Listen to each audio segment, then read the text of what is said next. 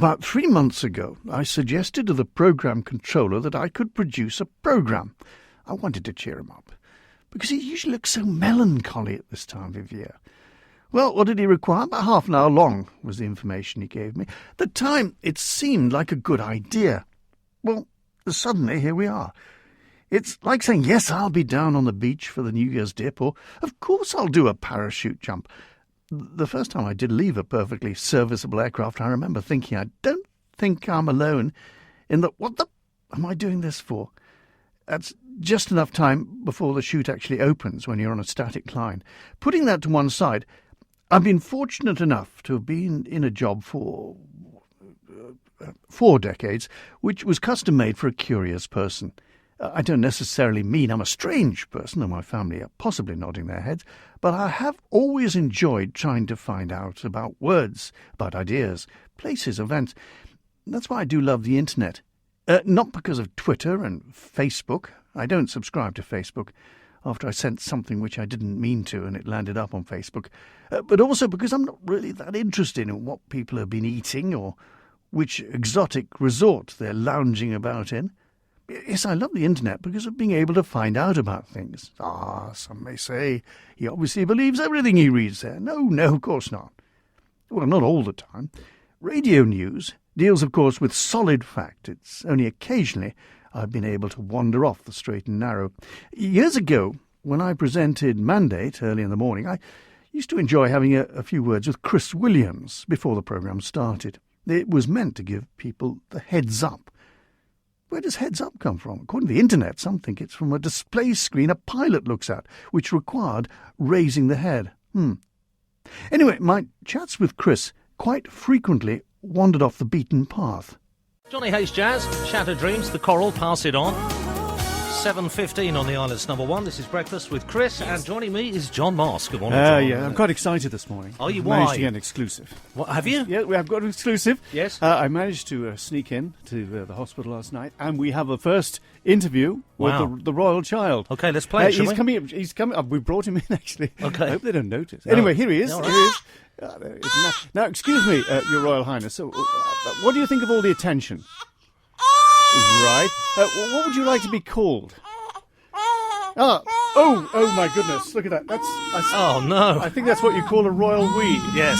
It's my thanks to Chris Williams, who has the ability to rise when the rest of us are still asleep and still sound not only witty and entertaining, but that he actually wants to be there. For some of us, working in radio has been a way of life for many years. The advantage to people you work for is that you can recall other people and events and, importantly, their significance. But over the decades, certain topics just revisit us. 25 years ago, at this time of year, one or two of those in the news and programme departments who thought slightly to the side of centre were allowed, actually encouraged, to let things that had just crossed their minds in idle moments be broadcast. The title of the next few minutes, which was first put out over 25 years ago, might well live comfortably under the title, What Goes Around, Comes Around.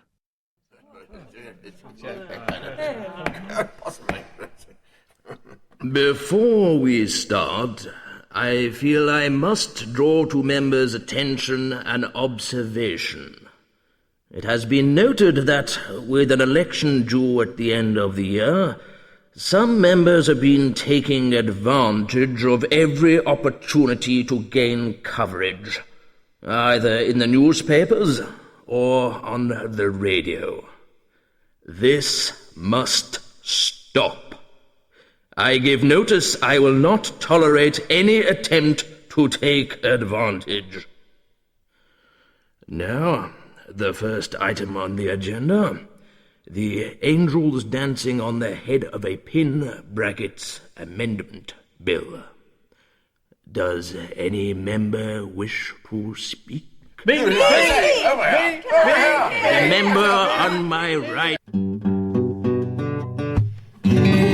Oh, give me a home where the plastic bag's blown and the can and the crisp packet lay, where seldom is seen a hedgerow that's clean and the streams are all cloudy and grey. Blown home again, to the lamppost where the little doggies spray. On the shoreline, what's seen is frankly obscene. And guess what I trod in today?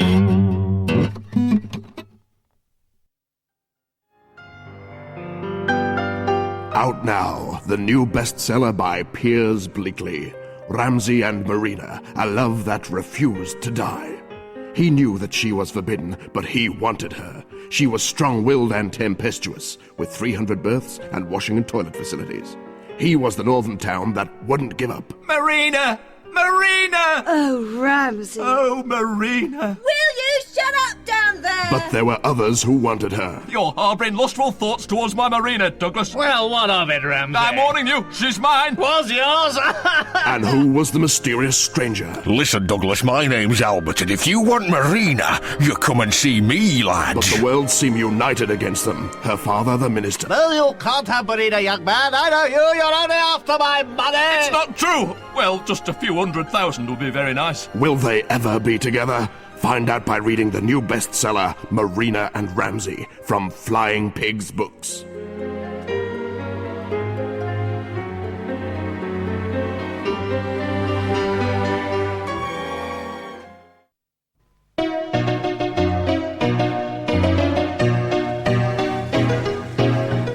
What's Kelly's eyesore today, Peter? Well, David, I'm looking at what was once a very large grand hotel with lots of wooden staircases and windows and render, but has now been completely done away with and transformed into what is a very fine example of late Elizabethan derelict site. As the listeners will be aware, David, the art of the derelict site was gradually developed through the late 70s and into the 80s in the Isle of Man, but it was only when the chance of using this big seafront site came along they were able to give it full expression. Early Manx derelict sites, like the Fort Anne, were very good efforts, but they let some grass grow and a few trees remained, and it didn't really go as far as it should have. But here, on the Villiers site, we have a marvellous example of total destruction. A few piles of bricks have been left as carefully planned intervals to heighten that feeling of wasteland, and some rubbish, a few old bits of newspaper lie around. But what does distress me, David, is this large hoarding around it. It's hiding this marvellous expanse of decay and barrenness from the people walking by, and they can only get a sense of its grandeur by peering through holes in the hoarding. But I'm glad to say a preservation order has been slapped on this site by the corporation, who have been striving to make sure this remains a derelict site well into the future, and I can only applaud them for their efforts.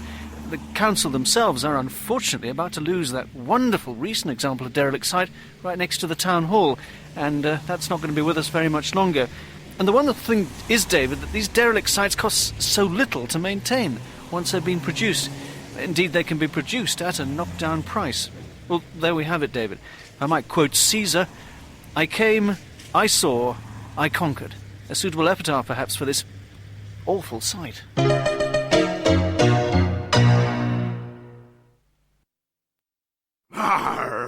I'll say this once, and I'll say this once.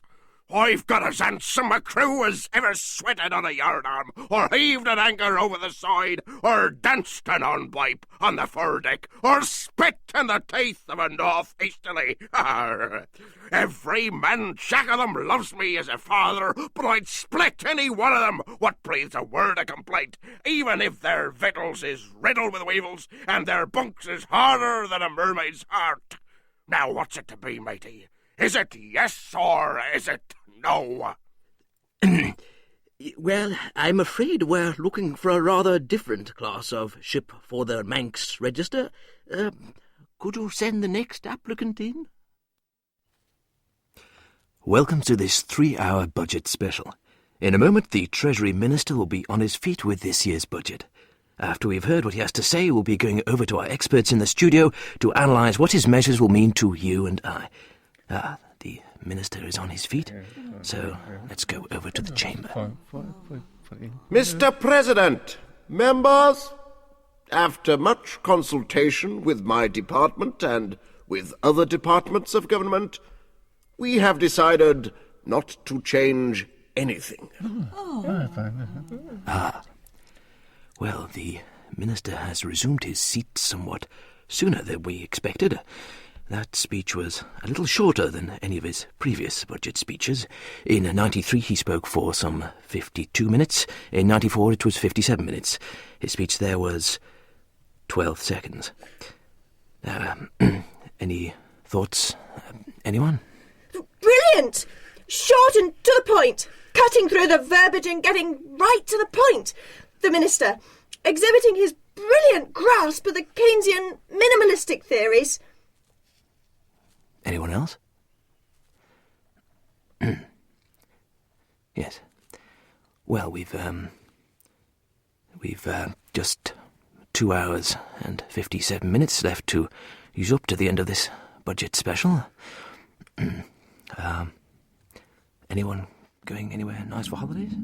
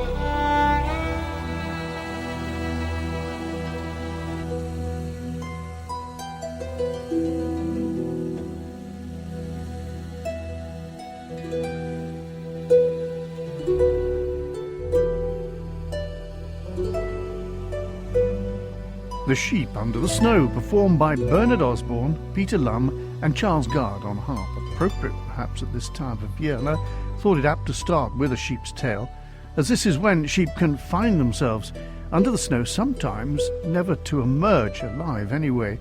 When snow had fallen some years ago, I walked from Upper Foxdale up to the Round Table Road, sometimes sinking deep into it.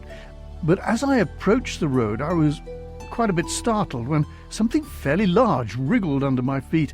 A sheep emerged from the drift and hurtled off through the snow.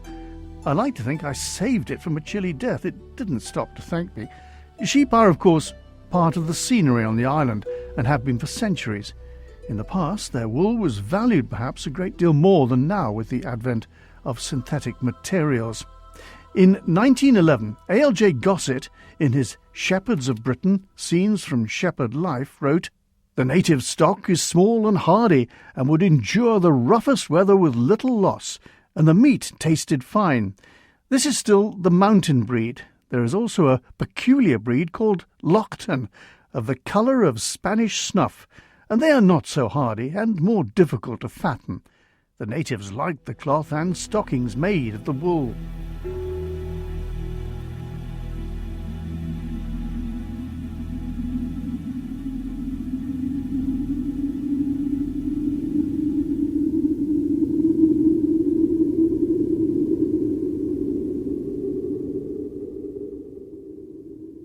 He then goes on to talk about sheepdogs, and he says, "Shepherd Cayley of Ramsey tells us that the old Manx sheepdog was a Holden, not a driving dog. It kept to heel, and when a particular sheep was wanted, the shepherd would point to it and say in Manx, 'There, Spring, go, and hold that rough fella,' and the dog would seize the sheep behind the neck, throw it down, and hold it with its paws, never hurting it. These dogs are now extinct in the island. They didn't work the sheep as the collie does. They are described as smooth-haired of various colours, very big and strong. Dr. Tellett of Ramsey writes, I recollect having seen one of these dogs about 60 years ago, which belonged to an old man who lived near Ramsey. It was smooth-haired, and my impression is that it was about the size of a Scotch deerhound, coloured black, grey and tan, the tan so innately mixed with the grey in parts as to produce a rust colour. I see the colour in the dogs we now have, a number of which are descendants of crosses between the dog in question and the Scotch collie. The collie is said to have been brought to the island by Scotch shepherds who came over to take charge of the larger sheep farms. The first I saw on the island I remember distinctly. It was black and white, with very silky hair. A Mr. Metcalfe had the credit of introducing the Old English sheepdog also at this date. The collies were not generally used until about 1860. I've heard my father say that the Manx dog was only a Holden dog. A few days ago I was talking to an old shepherd who described the way it threw a sheep down. Miss Sophia Morrison of Peel writes, of course well known, some years ago a Manx shepherd told me some wonderful tales of an old sheepdog. This shepherd used to go to the mountains and his father to look after the sheep, and his father had only to point his finger at one sheep in the flock and say, Grain Machine, seize that for me. And the dog at once put his paws on the sheep, pointed out to him in the midst of the flock, and held it until the old man came up. Another person remembers sheepdogs not in the least like the sheepdogs of today. They were larger, smooth-haired, and were known as holders, because they were good to hold on. These dogs upset the sheep on their backs and kept them down until the shepherd came to them. The old shepherd didn't think that they were native sheepdogs, but that they had special training to make them holders. Does anyone use sheepdogs with those skills these days, anywhere? Once fishing and farming were what kept the island going. Then, and in a great part thanks to the greatest governor we ever had, Henry Locke, the infrastructure in the harbour, the Lock Promenade, Victoria Street were all pulled down. Old ramshackle buildings in lanes were demolished. Those boarding houses in their great sweep around the bay were built, all to attract the new breed of visitor who Governor Locke knew were going to the Lake District and whom he thought could be attracted to the island. Well, bingo. But in the late 50s, after years of prosperity through tourism, people started wanting to have guaranteed sunshine on their holes and opted for cheap flights to Spain rather than the uncertain weather offered during a fortnight in Man. In 1959, a new governor arrived, Ronald Garvey. Now, here was someone unusual for the island, a man of action who worked out the problem but then came up with an answer, as he told David Collister on a later trip over here. Now, in those days, the governor wielded a good deal more political power than today. When I arrived in the island's finances weren't in very good shape. They'd had a fund called the Accumulated Fund, which was a sort of background to the general revenue which was collected each year. And if the revenue didn't meet expenditure, well then of course the accumulated fund was drawn on. But the time I arrived, the accumulated fund was, well, there was very little of it left. And I think also the tourist industry was beginning to show signs of cracking here and there. And so I felt that one of my tasks was to build up the finances of the island, build up the tourist industry insofar it was possible to do so. But then, of course, I also started a new residence policy, believing that people who stayed the whole year round would be liable to spend more money than people just coming over for a fortnight or so. That, of course, worked wonderfully well. That really got underway more or less at the time you were leaving the island. We went into a wonderful period then. You also, it was during your time here that surtax was abolished, if I remember rightly. Oh, indeed it was. Was that your own idea? Well, I couldn't say that. I certainly had some I was very keen about it, and it's very difficult because memory is a fleeting thing.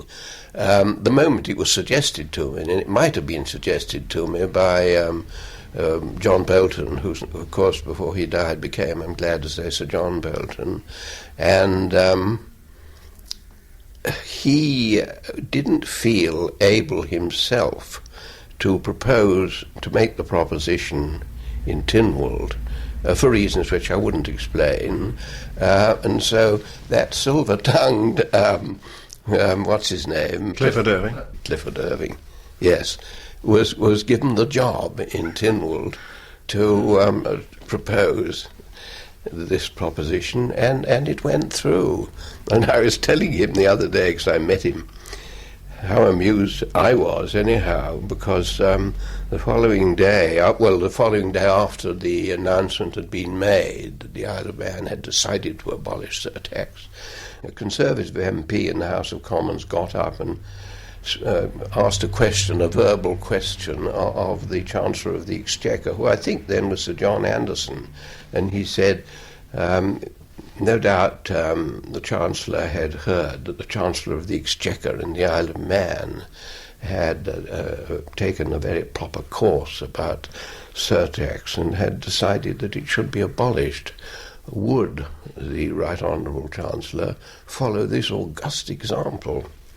And without a pause, the Chancellor of the Exchequer in the House of Commons said, "No, sir." Ronald Garvey, who brought prosperity to the island through his pragmatic decisions on the economy. Economically, the island had done well in the First World War, with Manx farmers paid to provide food for the thousands of internees. In the Second World War, despite being a long way from occupied Europe, the island was still on warning against possible attacks by parachutists. Arthur Underhill's A Policeman's Lot describes some of the duties carried out by Manx policemen, particularly in the early stages of the war, when it was feared that the enemy might be arriving from the skies. They also had to guard the harbour installations. There were 2 shifts, 4 p.m. to midnight and midnight to 8 a.m.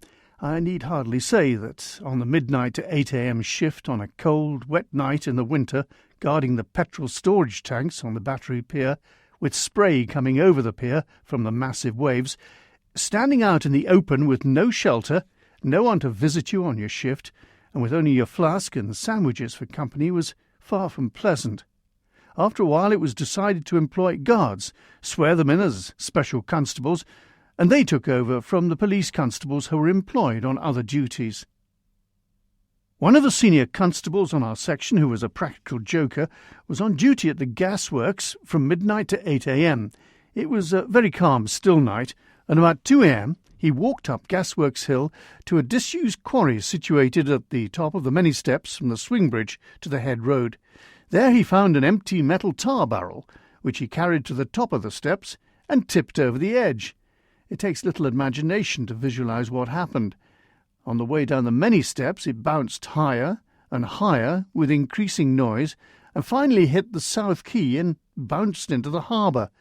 The constable, who was on duty at the petrol installation at the swing bridge, almost collapsed with fright. An Isle of Man steam packet boat was berthed just opposite, and immediately became alive with torches flashing hither and thither. I was at Athol Street at the time, and thought we were being bombed.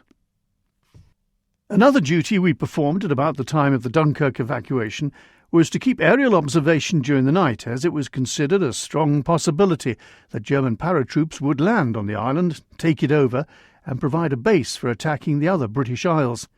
About 6 officers, each armed with a revolver and 3 rounds of ammunition, would depart from Douglas Police Station at 10 p.m. in diverging directions, and just walk out into the country for about 4 hours, and then walk back again, as far as possible, keeping a telephone, private or public, in view, so that they could report any landings. I often used to wonder whether, in the event of my being confronted in Baldwin Valley by a regiment of armed German paratroopers, who exactly the 3 rounds of ammunition were for. I thought I would finish this short mélange with seasonal music which will be familiar, which has particular significance. That was written by a Ukrainian composer. Let's hope we all have cause to enjoy what the new year brings. Щедрик, щедрик, щедрівочка, here flew the swallow from afar, started to sing loudly loud, asking the master to come out. Come here, oh kind master, it's time in the sheepfold, wonders to find. Your Four lovely sheep have given birth to little lambs of great worth. All of your wares are very fine, coin you will have in a big pile. All of your wares are very fine, coin you will have in a big pile. You have a wife fair as a dove, if not the coin then the chaff. You have a wife fair as a dove. Щедрик, щедрик, щедрівочка, прилетіла ластівочка.